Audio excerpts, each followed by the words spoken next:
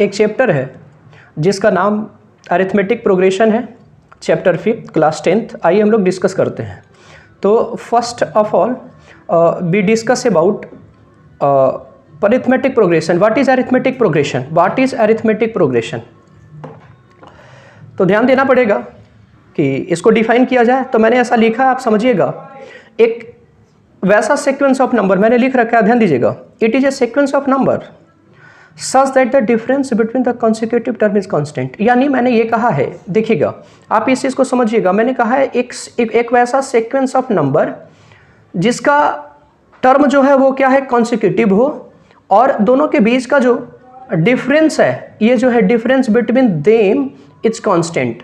यानी समझने का मतलब ये है कि एपी वो होता है, अरिथमेटिक प्रोग्रेशन एक हम उसे कहेंगे, एक वैसा सीक्वेंस ऑफ नंबर जो कॉन्सिक्यूटिव है और कॉन्सिक्यूटिव के साथ साथ में उसके बीच का कॉमन डिफरेंस क्या होगा, फिक्स्ड होगा, कांस्टेंट होगा। यानी जो कॉमन डिफरेंस बोलेंगे, डिफरेंस को ही हम कॉमन डिफरेंस बोलते हैं, वो हमेशा कांस्टेंट अगर होगा तो एपी बोलेंगे, अगर कांस्टेंट नहीं होगा तो एपी नहीं बोलेंगे। यानी मैं फिर से बोल सकता हूँ इसको, पूरी सेंटेंस को आप पढ़िएगा, मैंने लिख रखा है it is a sequence of number. पूरी सेंटेंस को मिलाइए आप, it is a sequence of numbers such that the difference between the consecutive term is constant।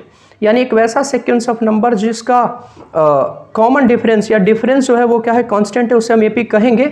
Otherwise अगर डिफरेंस एक का भी अलग हो गया, डिफरेंट हो गया, तो हम उसे एपी नहीं कहेंगे।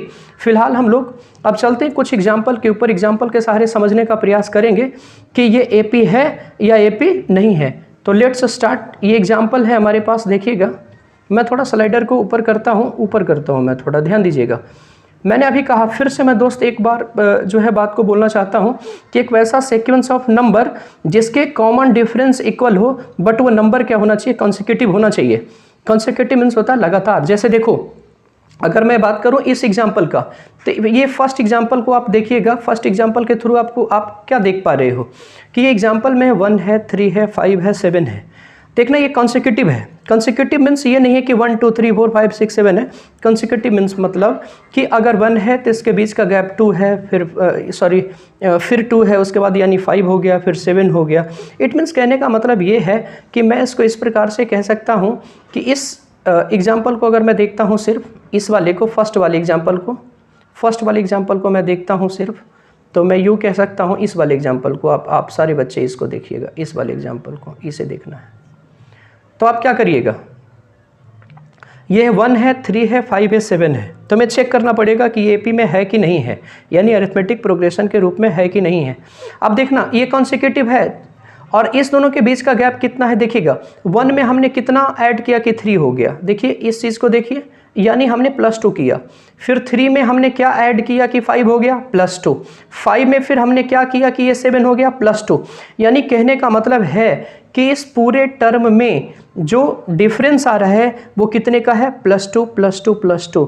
इट मीन्स कहने का मतलब है कि जो हमारा फर्स्ट एग्जाम्पल है वो एपी के फॉर्म में है। यानी जो फर्स्ट एग्जाम्पल है वो हमारा एपी के फॉर्म में है, राइट। अब चलते हैं नेक्स्ट एग्जाम्पल के ऊपर। नेक्स्ट एग्जाम्पल के ऊपर अब चलते हैं। इसको ध्यान से थोड़ा सा इसको मैं हटा देता हूं ताकि आपको देखने में सही हो। अब देखो सेकेंड एग्जाम्पल की तरफ मैं चल रहा हूं और सेकेंड एग्जाम्पल में क्या बोला है इसको समझना पड़ेगा। इस एग्जाम्पल के ऊपर मैं आ गया हूं, इसको हमें समझना पड़ेगा। सेकेंड एग्जाम्पल में है -10 -7 -4 ... हमें ये देखना पड़ेगा कि क्या ये एपी के फॉर्म में है। आप देखो -10 में मैंने क्या जोड़ा या क्या सब्ट्रैक्ट किया कि -7 हो गया, तो आपका आंसर होगा +3। इस दोनों में अगर मैंने +3 जोड़ दिया तो वो -7 हो गया। फिर दोबारा हमने -7 में +3 को जोड़ दिया तो वो क्या हो गया, -4 हो गया। इट मीन्स कहने का मतलब है कि दोनों के बीच का जो गैप है वो कितना है दोस्त, वो है +3 का। यानी इस दोनों के बीच का भी गैप +3 है, इस दोनों के बीच का गैप भी +3 है। इसलिए कॉमन डिफरेंस क्या है, जिसे हम डी बोलते हैं। अभी आप कॉमन डिफरेंस नहीं जानते होंगे, आपको सिर्फ पता डी होगा। तो ये हमारा क्या है, डी सेम है ना, इसलिए ये भी सेकेंड एग्जाम्पल भी हमारा एपी में है। अब उसके बाद आगे चलते हैं। इसको मैं थोड़ा सा इरेज कर लेता हूँ स्क्रीन पर से, सही नहीं लगेगा, इसको मैंने हटा दिया। अब देखना है तीसरे नंबर पे, यानी एग्जाम्पल नंबर इस पे मैं आ चुका हूँ। आप देखिएगा इसमें क्या है, 7 है, 7.5 है, 8 है, 8.5 है। अब इसे हमें समझना पड़ेगा कि एपी के फॉर्म में है कि नहीं है। अगर कॉमन डिफरेंस यानी जो दो कॉन्सेक्यूटिव नंबर के बीच का डिफरेंस अगर सेम होगा तो उसे हम कहेंगे कि एपी में है। मैं बार बार इस बात को रिपीट कर रहा हूँ दोस्त। यहाँ पे देखना 7 से उठा लो और 7.5 पे जाओ, इसका मतलब है कि इसका डिफरेंस कितना हो जाता है, 1/2 का डिफरेंस हो रहा है। फिर आप 7.5 से आप 8 पे चले जाओ, कितना है, फिर भी डिफरेंस हाफ आता है।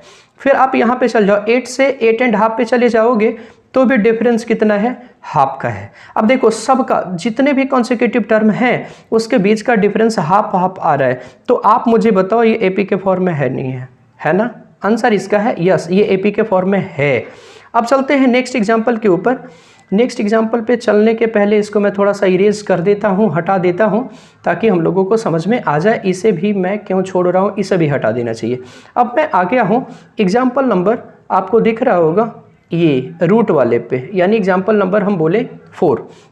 देखिएगा इसमें क्या है, ये है हमारा √2, 2√2, 3√2, 4√2। पहले एक बात मैं क्लियर कर दूँ, यहाँ पे √2 है ना, तो √2 के पहले नहीं कुछ है दोस्त, तो ये क्या है, 1 होता है। आपको पता होगा, हमें और आपको सबको पता है कि √2 के पहले कुछ भी नहीं है, तो ये क्या है, 1 है। आपको समझना पड़ेगा इन चीज़ों को, 1 है।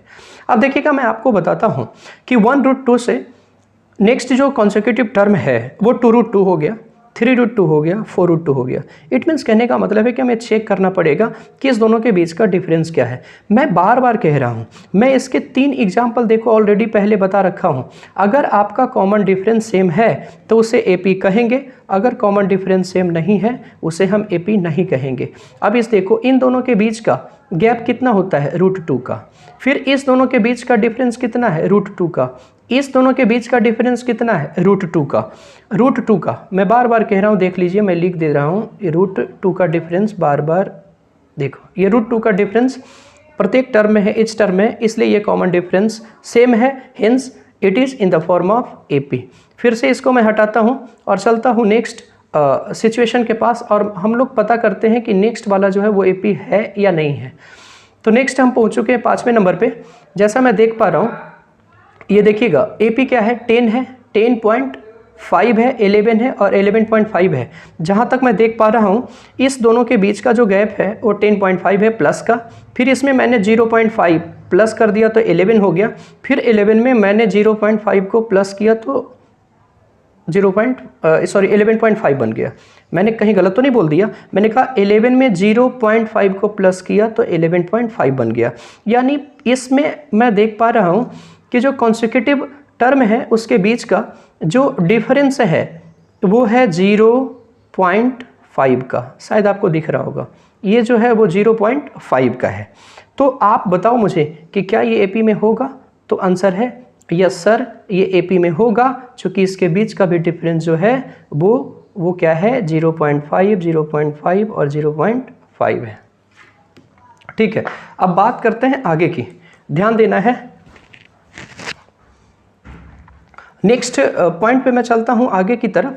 तो आगे चलने के लिए मुझे थोड़ा सा अब इस प्रकार की बातें मैं करने जा रहा हूँ कि भाई एपी तो मैंने सीख लिया कि एपी क्या होता है। वापस में एक बात और बोलना चाहता हूँ कि मैं फिर चलता हूँ इसके डिफिनीशन के ऊपर। देखिएगा शायद अब आपको समझ में आ गया होगा। मैंने यहाँ पे कहा है it is a sequence of number such that the difference between the consecutive term is constant. यानी एक वैसा सीक्वेंस ऑफ नंबर जिसके डिफरेंस जो है वो कांस्टेंट है, यानी डिफरेंस फिक्स्ड होगा तो उसे एपी कहेंगे, अगर डिफरेंस फिक्स नहीं हुआ तो उसे एपी नहीं कहेंगे। अब चलते हैं आगे की ओर, और जब मैं आगे चलता हूँ तो इसे मुझे क्या करना चाहिए, थोड़ा पेज को बढ़ा लेना चाहिए। अब देखो मैंने कहाँ आ गया, मैं यहाँ पे आ गया, ध्यान दीजिएगा।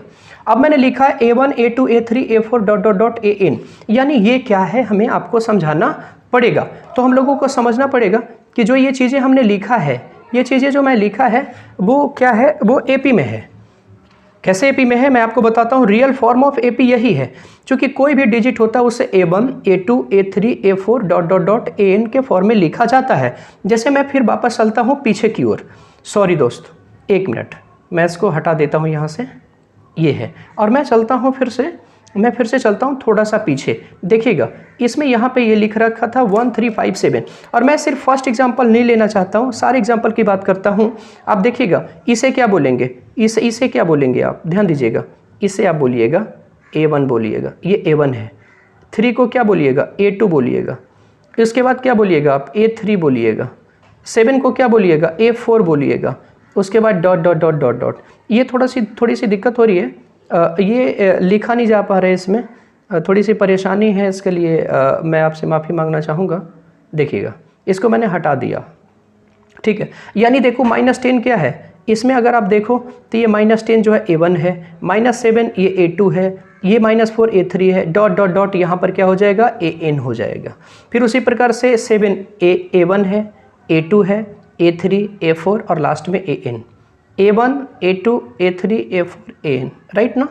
अब मैं चलता हूँ आगे की तरफ, और आगे मैं चलता हूँ तो जो मुझे मेरा जो मुद्दा था वो मैं बताना चाहता हूँ। मैं इसको ऊपर करता हूँ। देखो कोई भी जो AP होता है ना वो A1 A2 A3 A4 के फॉर्म में ही होता है, डॉट डॉट डॉट एन। हाँ A4 तक ही नहीं होता, मैंने ये नहीं कहा, आगे भी हो सकता है, जिसमें मैं कहूँगा A1 को फर्स्ट टर्म, ध्यान दीजिएगा A1 को हम लोग क्या बोलेंगे, फर्स्ट टर्म बोलेंगे, A2 को क्या बोलेंगे हम लोग, सेकेंड टर्म बोलेंगे। अब देखो सुनो, A3 को थर्ड टर्म बोलेंगे, A4 को फोर्थ टर्म बोलेंगे। अब इसमें बातें आ गई D का, जो मैं बार बार कह रहा था कि आखिर D होता क्या है, जिसे आप कॉमन डिफरेंस बोलते हो। तो D को ना हमेशा दोस्त याद रखना, D इज इक्वल टू होता है कॉमन डिफरेंस, जिसका निकालने का फॉर्मूला होता है A2 माइनस A1।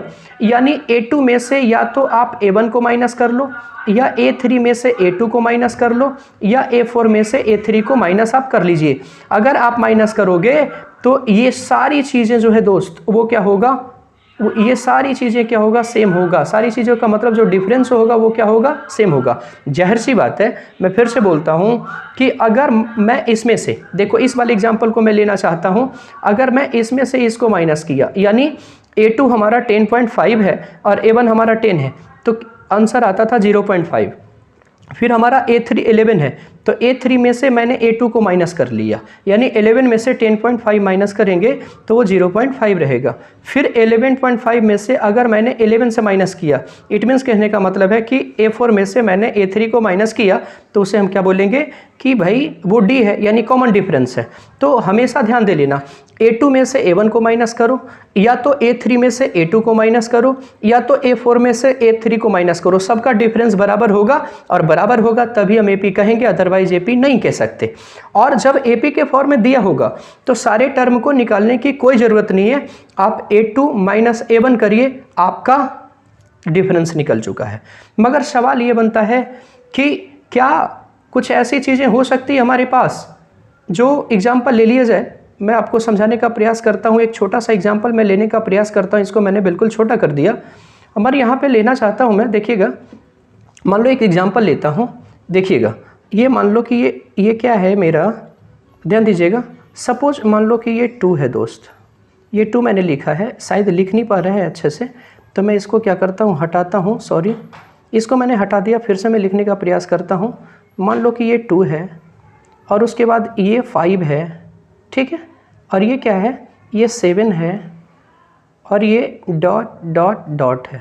अब मुझे बताओ कि ये AP के फॉर्म में है, तो हमें चेक करना पड़ेगा ना दोस्त, तो हमें चेक करना पड़ेगा। तो चेक करने के लिए हमें क्या करना पड़ेगा, देखिएगा हमें चेक करने के लिए क्या करना पड़ेगा, आप इन चीज़ों को समझिएगा। मुझे A2 माइनस A1 और A3 माइनस A2 करना पड़ेगा। जहाँ तक मैं देख पा रहा हूँ ये हमारा क्या होगा, ध्यान दीजिएगा, ये हमारा क्या है, सॉरी ये हमारा है, देखिएगा A1 है, ये 5 जो है हमारा क्या है, A2 है। यानी मेरा कहने का मतलब था कि A1 जो है 2 है, A2 जो है 5 है, और 7 जो है वो हमारा क्या हो जाएगा दोस्त, वो बनेगा A3। तो आप ध्यान दीजिएगा, इसमें से इसको माइनस करो, यानी A2 माइनस A1 और A3 माइनस A2 करोगे, तो जब मैं 5 माइनस 2 करूँगा तो यहाँ पे जो हमारा डिफरेंस आएगा वो आएगा 3 का। शायद लिख नहीं पा रहा हूँ मैं अच्छे से, ये आ नहीं रहा है इसमें, आप ध्यान दीजिएगा। मैं फिर से लिखना चाहता हूँ, मैं फिर से इसको मिटा देता हूँ और मैं लिखने का प्रयास करता हूँ। इस दोनों के बीच का डिफरेंस कितना है, देखिएगा ज़रा, ये कितना है, 3 है। फिर आप देखिएगा 7 और 5 में से जब आप माइनस करते हो, यानी 7 में से 5 यानी A3 माइनस A2 करते हो, तो इसका डिफरेंस दोस्त कितना आता है, 2 आता है। अब मुझे एक बात बताओ आप कि 257 एपी के फॉर्म में है? 257 एपी के फॉर्म में नहीं है। क्यों नहीं है? चूंकि 5 और 2 का जो डिफरेंस है ना दोस्त वो 3 आता है, और 7 और 5 का जो डिफरेंस है ना दोस्त वो 2 आ रहा है। कॉमन डिफरेंस इक्वल नहीं है, और जब कॉमन डिफरेंस इक्वल नहीं होगा तो किसी भी कीमत पे मेरे भैया ये एपी के फॉर्म में नहीं होगा। आप समझ रहे हो शायद मेरी बातों को? इसमें लिखने में थोड़ी सी दिक्कत है, मैं पेन से लिख रहा हूँ तो भी जो है वो सही से मेरी हैबिट अभी बनी नहीं है, और मुझे आशा नहीं पूर्ण विश्वास है कि आने वाले समय में और अच्छा करूँगा इस पर, और आपको भी समझ में आएगा। फिलहाल मैं देखो एपी का जो डिफिनीशन है उसको मैंने बहुत बार बोलने का प्रयास किया था शुरुआत में, बट आपको समझ में नहीं आ रहा था। अब आपको समझ में आ गया होगा कि आखिर इसने बोला क्या है। आप इन चीज़ों को फिर से पढ़िएगा, देखो मैंने जो लिखा है उसको आप फिर से पढ़िएगा। It is a sequence of numbers such that the difference between the consecutive term is constant. क्या आप समझ में आया ना? जब डिफिनीशन बताया जाता है तो थोड़ी समझ में नहीं आती, बट जब आप एग्जाम्पल करोगे तो आई होप कि आपको सारी चीज़ें पता हो जाता है कि आखिर ये डिफिनीशन कहना क्या चाहता है, राइट। और भी बहुत सारे एग्जाम्पल हम 5.1 में एग्जाम्पल करेंगे, क्वेश्चन करेंगे। इसके थ्रू हमें ये बताना है कि A1 क्या है, यानी फर्स्ट टर्म क्या है, सेकेंड टर्म क्या है, थर्ड टर्म क्या है। वहाँ पे ये भी कह सकता है कि भैया ये बताओ मुझे कि ये एपी के फॉर्म में है कि नहीं है। मैंने सिर्फ और सिर्फ आपका एक एग्जाम्पल लिया और मैंने ये कहने का प्रयास किया कि ये बताओ मुझे कि वो एपी के फॉर्म में है कि नहीं है। एपी के फॉर्म में है तो क्यों है, और एपी के फॉर्म में नहीं है तो क्यों नहीं है। इस क्लास में मैंने इस वीडियोज़ में सिर्फ और सिर्फ हमने आपको एपी का डिफिनीशन और उसके कुछ एग्जांपल्स बताए हैं। आने वाले जो हमारे वीडियोज़ हैं उसमें मैं 5.1 करूंगा, उसके हेल्प से मैं ये समझने का प्रयास करूंगा कि आखिर एपी होता क्या है फिर से एक बार, और फर्स्ट टर्म क्या है, सेकेंड टर्म क्या है, हमारा डिफरेंस क्या होगा। जब मेरा फर्स्ट टर्म दे देगा, डिफरेंस देगा, तो हम सेकेंड टर्म कैसे निकालेंगे, थर्ड टर्म कैसे निकालेंगे, और जब हमारे पास टर्म दिया रहेगा तो हम डिफरेंस कैसे कैलकुलेट करेंगे। फिर मिलेंगे चलते चलते अगली क्लास में। धन्यवाद।